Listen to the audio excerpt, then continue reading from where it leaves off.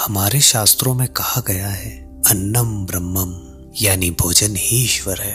पिछले 4 भागों में हमने बीमारी, इलाज और चिकित्सा की बात की, लेकिन एक कड़वा सच सुनिए। यदि मैं आपको दुनिया की सबसे बेहतरीन क्लासिकल होम्योपैथिक दवा दे भी दूं, लेकिन अगर आपकी रसोई में रोज जहर पक रहा है तो कोई भी दवा आपको ठीक नहीं कर सकती। आयुर्वेद कहता है पथ्ये सती गदार्तस्य किमोष धनिषे मणे, अर्थात यदि आपका भोजन यानी पथ्य सही है तो दवा की जरूरत ही क्या है, और यदि भोजन गलत है तो दवा का असर ही क्या होगा। आज इस अंतिम अध्याय में हम आपकी रसोई का पोस्टमार्टम करेंगे। हम उन सफेद झूठों का पर्दाफाश करेंगे जिन्हें आप हेल्दी समझकर खा रहे हैं, लेकिन वही चुपके से आपके थायराइड का गला घोट रहे हैं। सावधान हो जाइए, जिसे बाजार सेहत कहकर बेच रहा है वो थायराइड के लिए विष हो सकता है। सोयाबीन का सच। आपको बताया गया कि सोयाबीन प्रोटीन का राजा है, लेकिन थायराइड रोगी के लिए ये एक खलनायक है।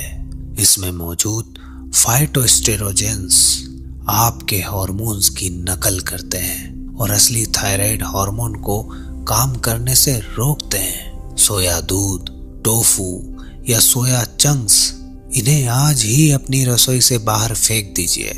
कच्ची सब्जियों का भ्रम, सलाद खाओ वजन घटाओ, ये मंत्र थायराइड वालों के लिए नहीं है। पत्ता गोभी, फूल गोभी, ब्रोकली और केल, इनमें गोइट्रोजेंस होते हैं। यदि आप इन्हें कच्चा खाते हैं तो ये आयोडीन को ग्लैंड तक पहुंचने ही नहीं देते। इन्हें हमेशा अच्छे से पकाकर घी और काली मिर्च के साथ ही खाएं। सफेद जहर। आज का गेहूं वो नहीं है जो हमारे पूर्वज खाते थे। ये जेनेटिकली मॉडिफाइड है। इसका ग्लूटेन आपके आंतों में चिपक जाता है, जिससे ऑटो इम्यून थायराइड का खतरा बढ़ता है। कुछ महीनों के लिए गेहूं छोड़कर ज्वार, बाजरा या रागी अपनाएं। और चीनी तो सीधे आपके मेटाबॉलिज्म की आग पर पानी डालने का काम करती है। तो फिर क्या खाएं? प्रकृति ने हमें ऐसे उपहार दिए हैं जो दवा से कम नहीं है। Brazil nuts. थायराइड हार्मोन को सक्रिय रूप में बदलने के लिए सेलेनियम चाहिए, और ब्राजील नट्स इसके सबसे बड़े स्रोत हैं। रोज केवल 2 दाने, दवा की तरह। नारियल और घी। जैसा हमने पहले बताया, आपके शरीर को गुड फैट्स की जरूरत है। घी आपकी कोशिकाओं की दीवारों को मजबूत करता है और हार्मोन्स के प्रवाह को सुगम बनाता है। त्रिकटु चूर्ण। सौंठ, काली मिर्च और पिपली, ये मसाला नहीं, ये पाचक अग्नि का ईंधन है। अपने भोजन में इसका प्रयोग करें। ये मंद पड़ी जठराग्नि को फिर से धधका देगा। तांबे का जल। प्लास्टिक की बोतलों का पानी मृत यानी डेड है। रात भर तांबे के लोटे में रखा पानी आयनिक हो जाता है, जो ग्रंथियों को सक्रिय करता है। सिर्फ क्या खा रहे हैं ये जरूरी नहीं है, किसमें पका रहे हैं ये भी जरूरी है।